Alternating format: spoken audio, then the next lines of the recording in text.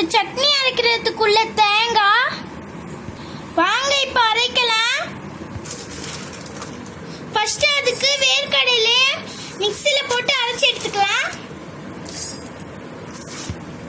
இப்போ பொடி பண்ணியாச்சு.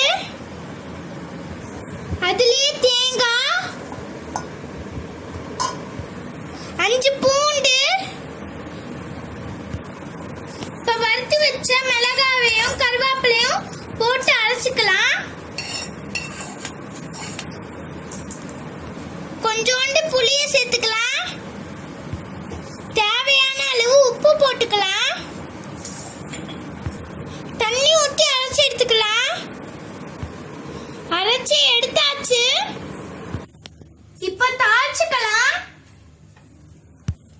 அதுக்கு கொஞ்சம் கடுகு, கருவேப்பிலை,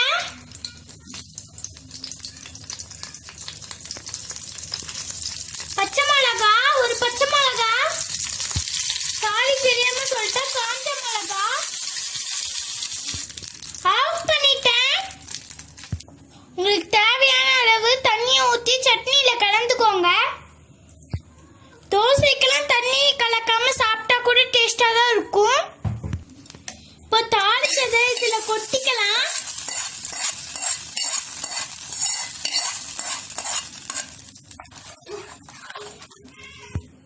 அவ்வளவுதான் ஃப்ரெண்ட்ஸ், ஈஸியான வேர்க்கடலை சட்னி ரெடி. நீங்களும் ட்ரை பண்ணி பாருங்க. இட்லிக்கும் சுவையான சட்னி ரெடி. அவ்வளவுதான் ஃப்ரெண்ட்ஸ், இந்த வீடியோ இதோட முடியுது. பிடிச்சிருந்தா லைக் பண்ணுங்க, கமெண்ட் பண்ணுங்க, ஷேர் பண்ணுங்க. மறக்காம சப்ஸ்கிரைப் பண்ணி பெல்லையும் கிளிக் பண்ணுங்க.